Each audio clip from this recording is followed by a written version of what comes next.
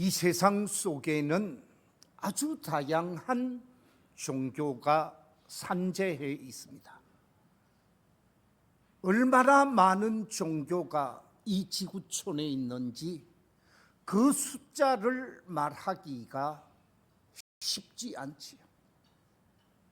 가까운 일본만 해도 일본인들이 섬기는 신의 종류가 6만이 아니고 60만이 아니고 얼마라고요? 600만이 된답니다. 이 지구촌에 많은 종교가 있습니다. 그런데 이 지구촌에 산재해 있는 종교를 두 가지로 구분할 수가 있습니다. 그 첫째가 뭐냐? 상향식 종교라는 것입니다. 이 상향식 종교라고 하는 말은 인간 스스로 한계성을 깨닫고 난 이후에 인간 스스로 부족함과 연약함을 인식한 후에 절대자를 찾는 종교. 그래서 인간이 절대자 되시는 신을 찾아가는 종교가 상향식 종교라고 이야기를 합니다. 두 번째 또 하나의 종교가 있는데 신이 사람을 찾아오는 종교, 그것을 위로부터 내려왔다고 해서 하향식 종교라고 말합니다. 이 하향식 종교라고 하는 말은 인간이 신을 찾아 올라가는 것이 아니라 신이 자신을 계시하시고 자신을 보여주고 사람을 찾아오는 종교를 하향식 종교라고 말하는데 그 대표적인 종교가 기독교입니다. 상향식 종교의 대표가 불교라고 한다면 하향식 종교의 대표적인 종교가 기독교이죠. 상향식 종교가 많이 있다라고 하는 말은 사람이 신을 찾지 못하고 신처럼 인정을 하고 그 신처럼 인정하는 거기에 절대성을 부여하고 거기에 종교성을 부여하고 그 앞에서 비는 사람들이 많다라는 것입니다. 그래서 돌을 보고 비는 사람도 있고 나무를 보고 비는 사람도 있고 바다를 보고 비는 사람도 있고 달을 보고 비는 사람도 있고 태양을 보고 비는 사람들이 있는데 이런 종교는 다 상향식 종교이지요. 그런데 오늘 본문 속에 보면 제가 1절부터 다 읽어야만 했습니다마는 시간 관계상 다 읽지를 않았습니다. 이 사도행전 10장 속에 나타나고 있는 현상은 하나님이 사람을 찾아오신 사건입니다. 하나님께서 천사를 보내시고 하나님께서 주의 종을 보내시기까지 하시면서 하나님이 찾아오신 종교, 상향식이 아닌 하향식을 증거하는 종교, 그 종교적 메시지가 오늘 본문 속에 기록되어져 있지요. 오늘 본문 속에 보면 하나님께서 친히 사람을 찾는 모습이 나타나고 있기에 오늘 말씀의 제목을 하나님이 찾으시는 사람이라 하는 제목으로 말씀을 나누고자 합니다. 저를 한번 따라해 주시면 감사하겠습니다. 하나님이 찾으시는 사람. 한 번 더 하겠습니다. 하나님이 찾으시는 사람. 바라옵기는 이 자리에 계신 우리 모든 성도들이 하나님이 찾으시는 그 한 사람이 되셔서 하나님과 만나고 하나님이 주시는 은혜와 복을 누리며 사는 복된 성도들이 다 되시기를 주의 이름으로 축원합니다. 오늘 본문에 보면 하나님께서 사람을 찾는다 그랬는데, 이 찾는다라는 말은 하나님의 관심을 나타내고 하나님의 은총을 나타내고 하나님의 구원을 나타내고 하나님의 사랑을 나타내는 말씀이지. 하나님의 사랑 속에서 축복의 주인공이 되고 은총의 주인공이 되고 능력의 주인공이 되게 하시는 말씀이라는 거지요. 하나님께서 성경 속에 많은 사람들을 찾아오게 되어집니다. 노아를 찾아오셨고 아브라함을 찾아오셨고 다니엘을 찾아오셨고 사무엘을 찾아오셨습니다. 모세를 찾아오셨고 다윗을 찾아오셨습니다. 찾아오셔서 은총을 베푸시고 찾아오셔서 능력을 주시고 찾아오셔서 하나님이 기대하는 일을 하게 하셨다는 말씀이지.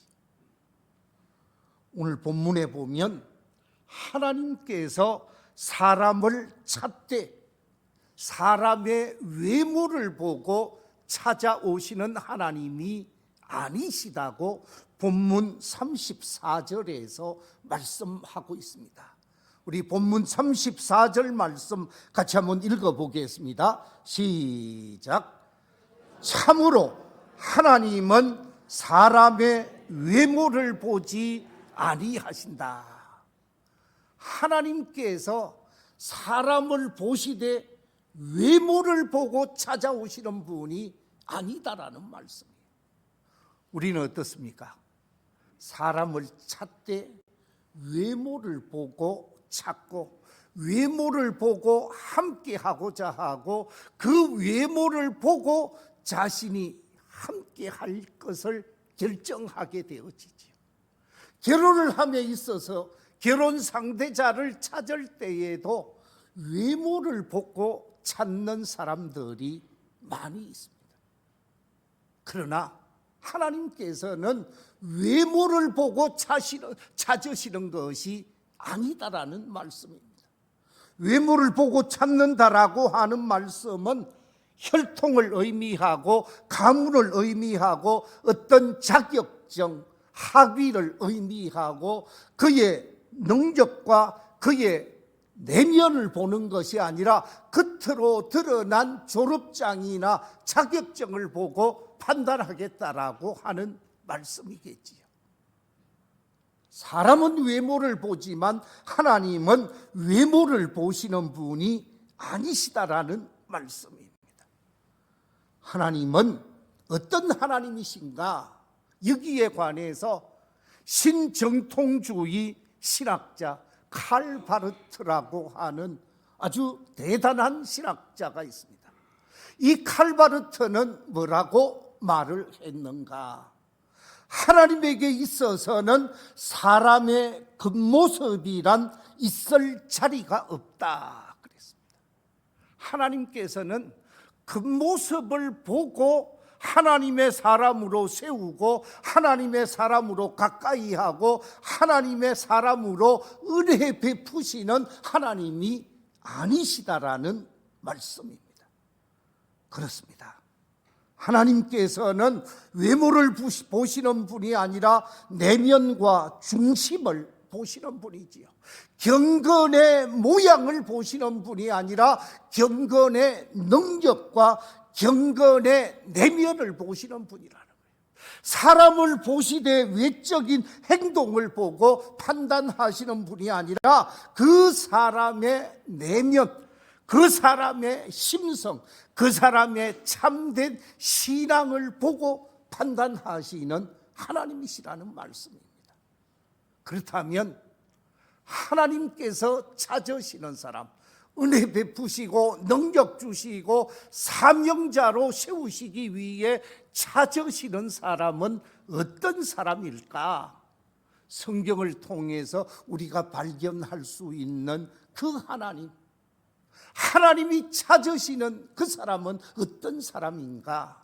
가장 먼저 오늘 본문을 통해서 발견할 수 있는 메시지가 있는데, 그것은 다름이 아니라 하나님을 경외하는 사람을 찾으시겠다고 말씀하고 있습니다.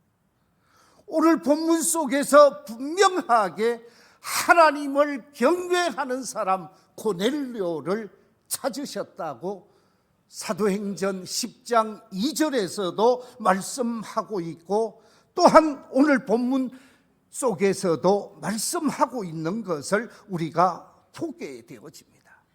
그렇습니다. 하나님께서는 잘생긴 사람, 많은 재산을 가지고 있는 사람이나 어떤 능력을 가지고 있는 그 사람을 찾으시는 것이 아니라 하나님을 바로 알고 하나님을 바로 믿고 하나님을 바로 섬기는 참 하나님을 경외하는 사람을 찾고 있다는 말씀입니다. 유대인들은 하나님께서 택한 백성이었습니다. 그런데 유대인들을 하나님께서 택했다고 하셔서 그들을 무조건 사용하고 그들에게 은총을 베푸셨느냐? 그렇지 않습니다. 정말 하나님을 바르게 섬기는 사람, 하나님을 경외하는 사람에게 찾으시고 은혜 베푸시고 능력 베푸시는 사실들을 우리는 말씀을 통해서 보게 되어집니다. 다윗을 찾아오셨을 때 그 다윗을 찾은 다윗의 모습은 초라하기가 그지없었습니다. 목동으로서 양을 치는 삶을 살았습니다. 그런데 그를 찾아오셔서 기름 부으시고 그를 통해서 이스라엘의 왕이 되게 하시는 놀라운 역사는 다윗이 하나님을 경외했기 때문이라는 거예요. 하나님께서 아브라함을 부르셔서 믿음의 조상이 되게 하셨고 엄청난 축복의 축복을 더하시는 모습이 창세기 22장 속에 나타나게 되어집니다. 우리 함께 창세기 22장 17절 18절 스크린의 말씀을 같이 한번 읽어보겠습니다. 시작. 내가 네게 큰 복을 주고 네 씨를 크게 번성하여 하늘의 별과 같고 바닷가의 모래와 같게 하리니 네 씨가 그 대적의 성문을 얻으리라. 또 네 씨로 말미암아 천하 만민이 뭘 받으리니? 복을 받으리니 그랬습니다. 네 씨로 말미암아 천하 만민이 복을 받게 하겠다고 그랬는데, 하나님께서 아브라함을 찾아오셔서 축복하시되 천하 만민의 축복을 약속하고 있는데 무엇 때문에 그랬는가? 이 말씀을 주시기 직전으로 넘어가면 창세기 22장 12절에서 이렇게 기록하고 있습니다. 이제야 네가 뭐 하는 줄 알겠다고요? 하나님을 경외하는 줄을 아노라. 하나님을 경외하는 사람이기 때문에 네 아들 이삭을 번제물로 드리면서 그 어떤 것보다 하나님을 사랑하고 하나님의 말씀대로 하나님의 뜻을 이루고자 하는 하나님을 경외하는 사람이기에 내가 너를 축복하겠다. 내가 너를 사용하겠다. 내가 너를 통해서 놀라운 사건을 이루겠다고 말씀하시면서 찾아오셔서 은혜 베푸시는 모습을 보게 되어진다라는 사실이죠. 그렇습니다. 하나님을 경외하는 사람을 찾아오셔서 그를 잘되게 하시고 그를 영광스러운 사람으로 세우시고 높이시는 하나님이심을 보게 되어집니다. 여러분, 갑절의 축복을 받은 사람 하면 우리가 누구를 기억하게 되지요? 욥을 기억하게 되어집니다. 욥이 어떤 사람이었습니까? 욥은 많은 고난을 당한 사람입니다.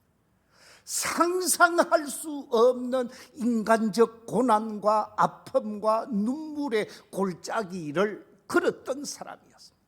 그런데 이 욥이 인생 말년에 엄청난 하나님의 은총을 입게 되어졌는데, 그 은총을 입게 되어진 것, 모든 고난을 극복하고 갑절의 축복을 받게 되어진 것을 한마디로 표현하는데 여호와를 경외했기 때문이라고 말하고 있습니다. 여호와를 경외하는 사람, 여호와 하나님을 바르게 믿고 섬기고 받들고자 하는 사람을 하나님은 찾아오시되 그를 복되게 하신다라는 말씀입니다. 시편 128편 1절 이하 4절 속에 보면 이렇게 말씀하고 있습니다. 여호와를 경외하며 그의 길을 걷는 자마다 복이 있도다. 네가 네 손이 수고한 대로 먹을 것이라. 네가 복되고 형통하리로다. 네 집 안방에 있는 네 아내는 결실한 포도나무 같으며 네 식탁에 둘러 앉은 자식들은 어린 감람나무 같으리로다. 여호와를 경외하는 자는 이런 복을 얻으리로다. 하나님께서 하나님을 경외하는 사람, 그의 아내가 잘되고 그의 자녀가 잘되고 그의 모든 가족이 복을 누리는 삶을 살게 하시겠다고 하면서 그 근거가 하나님을 경외하는 자라고 표현하는 것을 우리가 보게 되어집니다. 이스라엘의 최고의 왕 가운데 한 사람을 뽑으라고 하면 다윗의 아들 솔로몬을 뽑게 되어집니다. 이 솔로몬이 쓴 전도서에 보면 솔로몬이 뭐라고 고백하고 있는가? 전도서 1장 2절 3절 우리 같이 한번 읽어보겠습니다. 시작.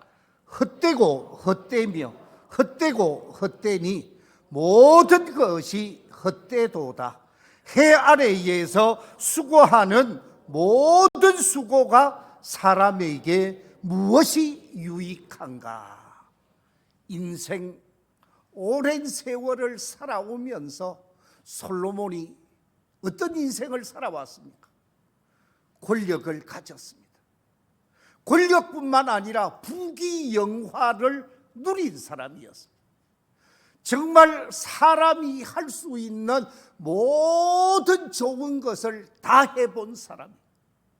그런데 그 좋은 것, 값비싼 것, 요즘 뭐 금이 엄청나게 비싸다고 하는데 솔로몬 시대의 황금은 동네 길거리에 돌같이 많았을 정도로 대단했다고 하죠. 그런데 이 솔로몬이 고백하기를 한마디로 헛되고 헛되다고 얘기를 했습니다. 전도서 12장 8절에서도 이렇게 말하고 있습니다. 전도자가 이르되 헛되고 헛되도다. 모든 것이 헛되도다. 돈도 헛되고 권력도 헛되고 육체적 향락도 헛되고 다 헛되다고 얘기하는데 솔로몬이 헛되지 않은 것이 있다고 그랬습니다. 솔로몬이 헛되지 않은 것이 무엇인가? 우리 함께 전도서 12장 13절 14절 말씀 같이 한번 읽어보겠습니다. 시작.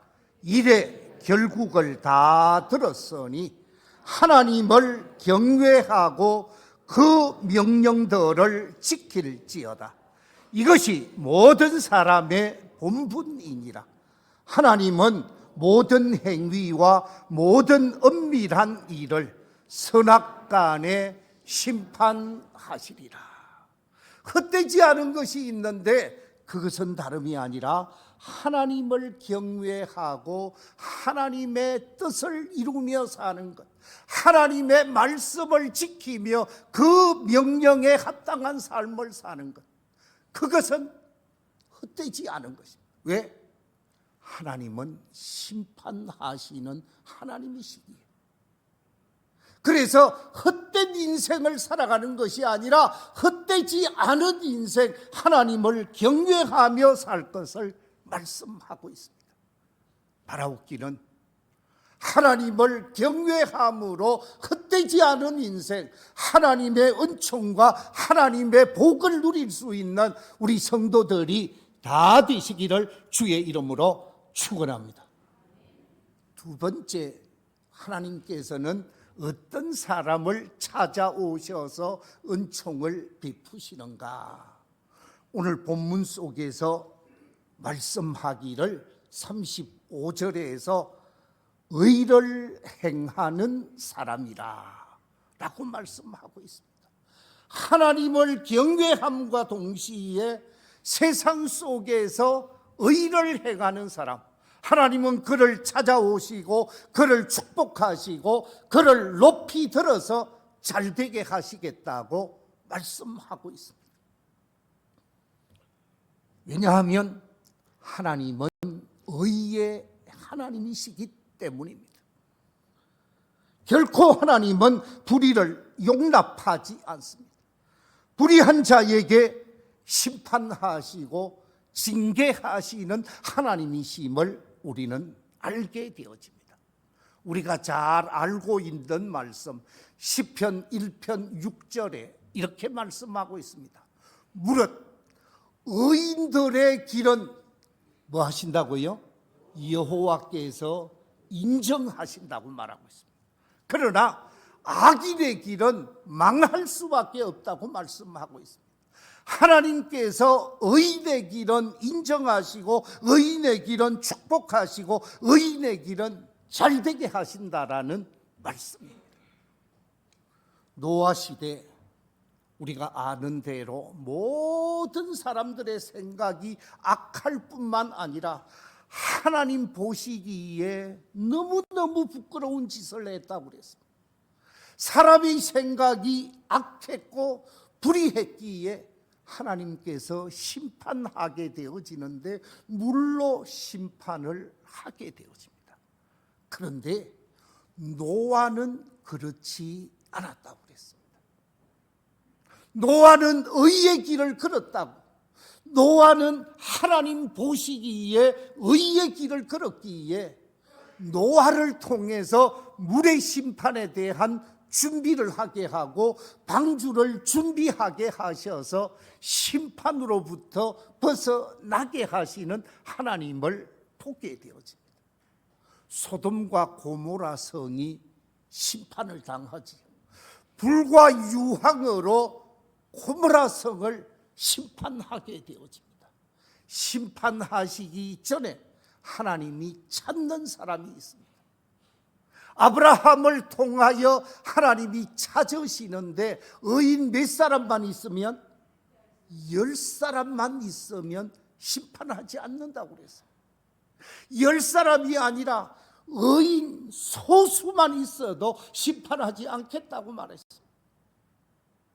그런데 의인 10사람이 없어서 심판당하게 되어지고 처참하게 깨어진 도시가 소돔 고모라 지역. 하나님께서는 선지자 예레미야를 통해서 말씀을 하십니다. 그리로 나가서 의를 행하는 사람을 찾으라. 의를 행하는 사람을 찾으면 그 사람을 통해서 하나님께서 복을 더하시겠다고 말씀하고 있습니다. 그렇습니다. 마태복음 5장 10절에서는 이렇게 말하고 있습니다. 의를 위하여 박해를 받는 자는 복이 있나니 천국이 그들의 것입니다. 의를 위해 박해를 받고 의를 위해 고난을 당하고 의를 위해 아픔을 경험하는 사람, 그 사람이 축복의 주인공이 될 수가 있다라는 말씀이지. 종교 개혁을 이루어가는 가운데 아주 의미 있는 행동을 한 총장을 소개하고자 합니다. 그 총장이 누구냐? 제가 사진을 찾아봐도 없어서 가지고 오지를 못했는데 니콜라스 콥이라는 사람인데, 이 니콜라스 콥은 파리 대학의 총장에 취임한 사람이고, 이 니콜라스 콥의 친구가 좀 전에 사진을 올려주셨는데 바로 존 칼빈입니다. 그런데 존 칼빈이 자신의 친구 니콜라스 콥이 총장으로 취임을 한다고 하니까 자네의 총장 취임 연설문은 내가 기록해 주겠네, 그러면서 칼빈이 총장 취임사를 기록하게 되어집니다.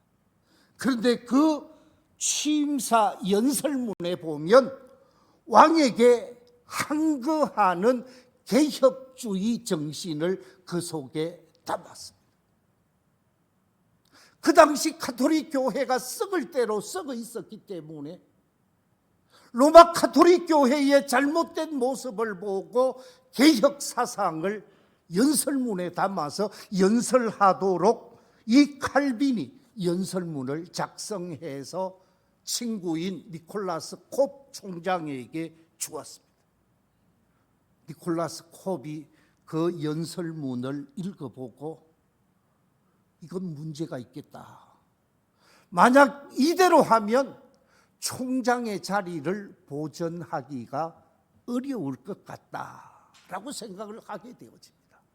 그런데 중요한 것은 내 친구 존 칼빈이 써준 연설문 속에 이 내용은 이 나라 이 시대 속에 반드시 있어야 하는 내용이다 생각하고 총장으로서 지성인의 책임자로서 이 말을 하지 않는 것은 대학의 총장이 직무를 유기하는 것이다 생각하고 친구 칼빈이 적어준 내용을 그대로 연설문으로 연설하게 되어집니다. 아니나 다를까 총장 취임을 하고 나서 압력이 들어오게 되어집니다. 이 압력으로 인해서 박해를 받고 시련을 경험하고 어려움을 당하다가 결국은 쫓겨서 망명을 가게 되어집니다. 무슨 얘기입니까? 내가 어려움을 당해도 내가 고난을 당해도 아닌 것을 아니라고 말하고 할 말을 하는 의의 길을 걷는 지성인의 모습을 보여주고 있다는 것이죠. 이 시대 속에서 의의 길을 걸어가는 사람, 하나님이 찾으시고 하나님이 그를 도우시는 하나님이심을 우리는 확신하면서 지금 이 시대 속에서도 세상과 짝하고 불의와 짝하고 어둠과 짝하는 사람이 아니라 의의 길을 걸어가며 하나님의 뜻을 이루어가는 믿음의 사람들이 되시기를 주의 이름으로 축원합니다. 마지막 세 번째, 하나님이 찾으시는 사람은 어떤 사람인가? 오늘 본문에 보면 겸손한 자세로 하나님의 은혜를 갈망하며 기도하는 사람임을 오늘 본문은 우리에게 말씀해 주고 있습니다. 사도행전 10장 2절, 사도행전 10장 31절, 32절 속에 보면 고넬료는 겸손한 모습으로 은혜를 사모하는 사람이고 하나님께 두 손 모아 기도하면서 하나님의 뜻을 이루고자 한 사람임을 확인할 수가 있습니다. 오늘 본문 속에서 이 고넬료라고 하는 사람, 자신의 집에 사도 베드로가 오게 되어졌고, 베드로 앞에 이 고넬료가 어떤 자세를 취하고 있는가? 여러분, 고넬료와 베드로, 베드로와 고넬료 두 사람 중에 누가 세상적인 기준에서 높은 사람인지 낮은 사람인지 우리가 다 알고 있습니다. 그 당시 로마의 백부장하면 막강한 힘을 가진 사람입니다. 사진을 제가 하나 보여드리겠습니다. 바로 저 사진, 로마의 고급 장교의 모습입니다. 얼굴은 고넬료라고 말할 수 없습니다만은 고급 장교가 저 모습을 가지고 활동을 했다고 합니다. 그런데 여러분, 베드로는 어떤 사람입니까? 인간적으로 공부도 많이 한 사람이 아니에요. 세상적으로 어떤 직위를 가지고 있는 사람도 아니에요. 또한 이 베드로라고 하는 사람은 세상 속에서 누구도 인정하지도 않습니다. 그런데 이 고넬료가, 베드로가 하나님의 사자로 왔을 때 취한 행동이 오늘 본문 33절 속에 이렇게 기록되어져 있습니다. 같이 한번 읽어볼까요? 33절 시작. 내가 곧 당신에게 사람을 오셨으니 잘하였나이다. 이제 우리는 주께서 당신에게 명령하신 모든 것을 듣고자 하여 다 하나님 앞에 있나이다. 베드로를 보고, 베드로 앞에 있는 것이 아니라 누구 앞에 있다고요? 하나님 앞에 있다라고 고백하면서 베드로를 주의 사자로 인정하고 그 베드로 앞에 엎드려서 도움을 요청하고 은혜를 사모하며, 이 고넬료가 하나님 앞에 간절히 기도하게 되어지고 그 기도한 것이 하나님께 상달되어졌다고 사도행전 10장 3절 이하에 기록되어져 있습니다. 무슨 얘기입니까? 겸손히 은혜를 사모하고 겸손히 기도하며 은혜를 구하는 사람이었다라는 것입니다. 그렇습니다. 하나님께서는 겸손히 은혜 구하는 사람에게 축복하시고 잘되게 하시는 하나님이십니다. 제가 설교 준비 속에서 여러 가지 내용이 있습니다만은 좀 줄여서 마태복음 15장은 넘어가고 시편 107편 말씀을 소개하겠습니다. 시편 107편 9절 속에 보면 이렇게 기록하고 있습니다. 우리 같이 한번 읽어보겠습니다. 시작. 그가 사모하는 영혼에게 만족을 주시며 줄인 영혼에게 좋은 것으로 채워주심이로다. 그렇습니다. 하나님께서는 사모하는 영혼, 그 사모하는 영혼에게 만족을 주시고 줄인 영혼에게 좋은 것, 귀한 것을 채워주시겠다고 말씀하고 있습니다. 시편 42편 1절에서는 이렇게 기록하고 있습니다. 하나님이여, 사슴이 시냇물을 찾기에 갈급함같이 내 영혼이 주를 찾기에 갈급하나이다. 우리가 주님을 찾고 은혜를 찾고 하나님의 은혜를 구하는 이 갈급한 심령이 되어질 때 하나님께서는 그 사람에게 은혜 베푸시고 그를 축복하시겠다고 말씀하고 있습니다. 우리가 늘 잘 부르는 찬송, 목마른 사슴 시냇물을 찾아 헤매이듯이 내 영혼 주를 찾기에 갈급하나이다.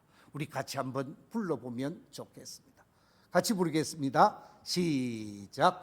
목마른 사슴 시냇물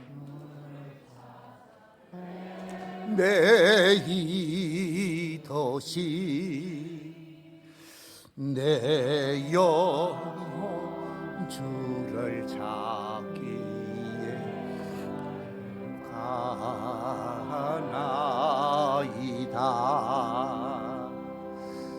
주님만이 나의 힘, 나의 방패, 나의 참 소망, 나의 몸 정성 다 바쳐서 주님 경배합니다.